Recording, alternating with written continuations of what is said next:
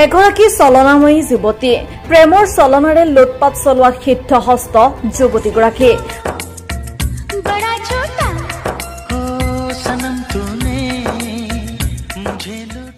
পত্নী মৃত্যুৰ পিছত অকলশৰে থকা ব্যক্তিক টাৰ্গেট কৰি লুটপাট চলায় যুৱতীগৰাকীয়ে বৰ্মন উপাধিৰ এই চলনাময়ী যুৱতীগৰাকীৰ ঘৰ নগাঁৱৰ ঢিঙৰ অকৰাবৰীত পত্নীহাৰা অকলশৰীয়া ব্যক্তিক প্ৰথমে সহানুভূতি দেখুৱাই ঘৰত আশ্ৰয় লৈ পিছত প্ৰেম বিবাহৰ সপোন দেখুৱাই ধন সোণ সকলো লুটি অন্তৰ্ধান হয় বৰ্মন উপাধিৰ চলনাময়ী যুৱতীগৰাকীয়ে এই চলনাময়ী যুৱতীগৰাকীৰ কবলত পৰি সৰ্বশ্ৰান্ত হোৱা নগাঁও মাজৰ আতিৰ এজন পত্নীহাৰা লোকে ইতিমধ্যে এজাহাৰ দাখিল কৰিছে নগাঁও সদৰ থানাত অকল নগাঁওতেই নহয় মৰিগাঁও ঢিং আদি ঠাইৰ কেইবাজনো লোক চিকাৰ হৈছে এই চলনাময়ী যুৱতীৰ কবলত পৰি এই গুৰুতৰ অভিযোগ উত্থাপন কৰিছে ঢিঙৰ অকৰাবৰীৰ একাংশ মহিলাই ভুক্তভোগী এইসকল মহিলাই কি কলে শুনকচোন বৰ্মন নামৰ যিগৰাকী ছোৱালী অকৰাবৰী তেওঁ জন্মৰ পৰা অকৰাবৰীতে থাকে কিন্তু তাইৰ মাজতে বিয়া হৈছিল ঢিঙত বিয়া হৈ তাই য'ত ত'ত মানে বিভিন্ন বেয়া কামত তাই জড়িত হৈ থাকে যেনেকৈ ড্ৰাগছত থাকে এক নম্বৰতে সুৰা ৰোগী তাই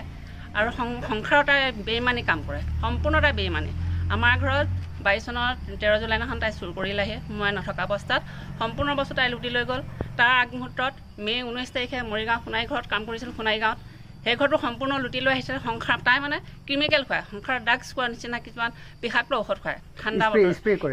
স্প্ৰে নকৰে তাই খুৱায় ঠাণ্ডা আমাক ভাতৰ লগত খুৱালে মোৰ মানুহজনক মৰিগাঁৱত যিটো লাগ কৰিলে ঠাণ্ডাৰ লগত খুৱাই দিলে ঠাণ্ডাৰ পানীৰ লগত খুৱাই দিলে তেনেকৈ খুৱাই মেলি তাই য'তে ত'তে তাই এইবিলাক কাম কৰি ফুৰে সংসাৰৰ বদমাছ বেইমানি ধুৰন্ধ চোৰ ডকাইতি তাই সেনেকুৱা ছোৱালীজনী হেৰি কৰে এৰেষ্ট কৰে পুলিচে কিন্তু প্ৰশাসনৰ লগত তাই ইমান হাত আছে সম্পূৰ্ণ তাই প্ৰশাসনৰ লগত হাত লাগি তাই মিনিটত তাই ওলাই আহিব পাৰে সেইটো কাৰণে মই এক প্ৰকাৰ অনুৰোধ কৰিছোঁ প্ৰশাসনকো আপোনালোকৰ থৈ দিওঁ তাইক এৰেষ্ট কৰি ন্যায় পাব লাগে আমি দোষীয়ে এক নম্বৰতে দোষী শাস্তি হ'ব লাগে যিবিলাক মানুহৰ ঘৰত কৰিছিল তেওঁলোকে ন্যায় পাব লাগে আৰু লগতে শুনিছোঁ নগাঁও মানুহৰ ঘৰতো কৰিছে তাই প্ৰেমৰ চলনাৰে চাল কৰি পেলাই সেই মানুহজনকো ফচাই থৈ আহিছে সেই মানুহ যেন আমাৰ লগতে তেওঁ ন্যায় পায় উচিত তাই শাস্তি হ'ব লাগে দোষীয়ে শাস্তি পাব লাগে আমাৰ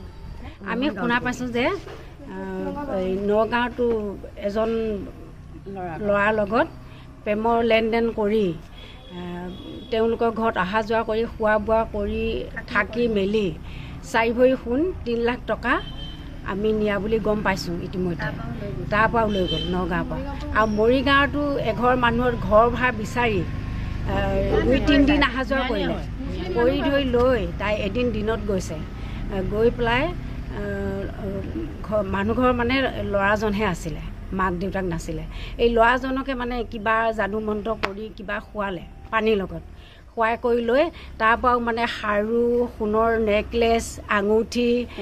সোণৰ ফুলি এনেকৈ কৰি পেলাই তাৰ পৰা বোলে 4 ভৰি সোণ নিয়া বুলি আমি ইতিমধ্যে আমি গম পালোঁ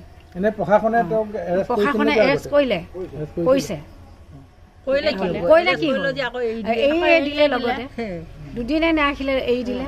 সোণৰ গহনা প্ৰায় 16 ভৰি সোণৰ গহনা 25,000 টকা আৰু বহুতখিনি মানে চালনা কৰিছে আৰু সি ডেটে হৈছে অন্তত গাৰ্জেনজন সুবিধাত চাই মানে তেখেতৰ হেৰি নাছিলে ৱাইফ নাছিলে সেইটো সুবিধাতে তাই মানে ভাত খোৱা লচুটো লৈ তাক মানে মেডিচিন খুৱাই পেলাই থৈ দিলে দি পেলাই তাই লুটপাট কৰি 16 ভৰি সোণৰ গহনা আৰু তাৰ বাদে 25,000 টকা আৰু বন্দুক চন্দুক কিবা কিবি নিছে বুলি পেলাই শুনিছোঁ আৰু দাদাই কৈছে আৰু ভাল হোৱাত তাৰপিছতে বন্দুকটো আমাৰ এখেত মানে গাঁওবুঢ়া দেই গাঁওবুঢ়া ঘৰত 5 দিন নে 6 দিনৰ পিছত সেইখন ৱাল যে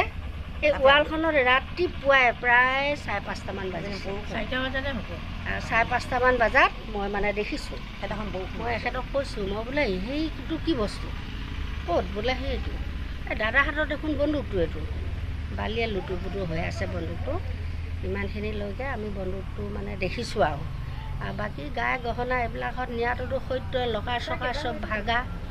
মানুহজনটো ডেড তাৰপিছতে আকৌ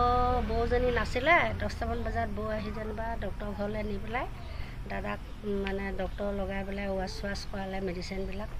তাৰপিছতে অলপ সুস্থ হৈছে আৰু 15 ঘণ্টামানৰ পিছতহে মানুহজন মানে চেতন আহিছে।